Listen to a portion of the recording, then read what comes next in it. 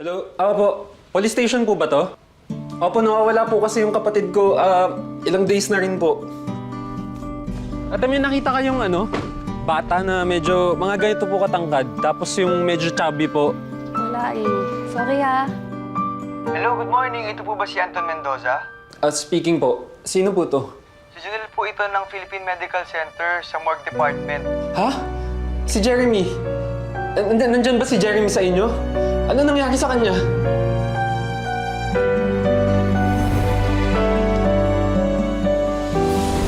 Ay.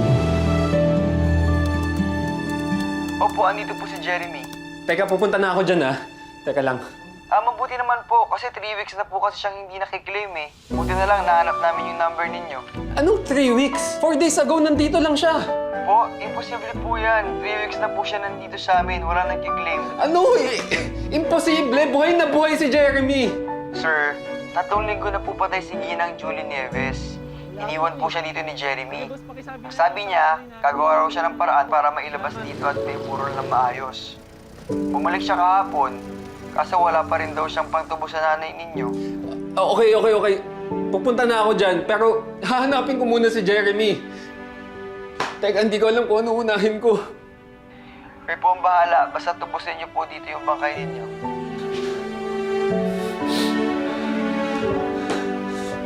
Nasaan ka ba, Jeremy?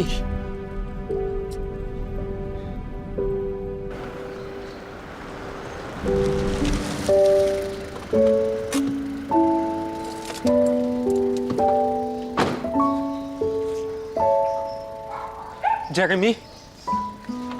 Jeremy! Sorry po sir, bumalik po ako. Kailangan ko po ng tulong eh. Gusto ko man sana ilibingin mo na si nanay. Bakit hindi mo sinabi? Nahiya po kasi ako sir. Gusto ko po, pagtatrabahuan ko po yung perang gagastusin ko. Para maiburol at mailibing ko na si nanay. Nahihiya? Bakit ka nahihiya? Nanay mo yun, nanay natin. Nahiya kami sir eh. Nung buhay po si nanay, no? Lagi niya po sinasabi na hahanapin ka daw po namin para humingi siya ng tawad sa'yo.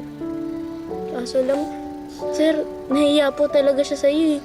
Naglakas loob lang po talaga ako nanapin ka. Tumingi ng tulong. Kaso lang sir, nahiya po talaga ako eh. Lalo po nung sinabi niyo na galit ka kay nanay. Basta sabi ni nanay, sir, na pasensya na daw po. Mingi daw po siya ng tawad na sa pag-iwan niya sa'yo. Wala lang daw po talaga siyang choice nun. Humingi po ng tawad si nanay sa'yo, sir. Po ka, Jeremy. Kuya. Okay? Kuya na itatawag mo sa akin, ha? At hindi ka na uuwi ng Palawan. Kasi ako na yung mag-aalaga sa'yo. Okay? Ha, Jeremy? Salamat po, kuya. Tara na. Iuuwi natin si nanay.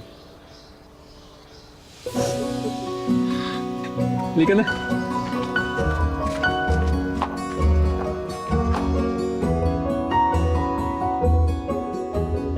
Meron ka rin pala niyan, kuya. Parehas tayo. Gaya ng bigay ng mama natin. Nay, pasensya na kayo, Pasensya na kung nitong mga nakaraang taon, galit na galit ako sa'yo. Hindi ko pa kasi naiintindihan na biktima rin kayo ng pagkakataon, Naghihirap din kayo. Patawad. Sanay kasi ako na pinagpasapasahan ako. Kaya siguro galit na galit ako. Hindi ko din siguro naiintindihan noong mga panahong magkalayo tayo.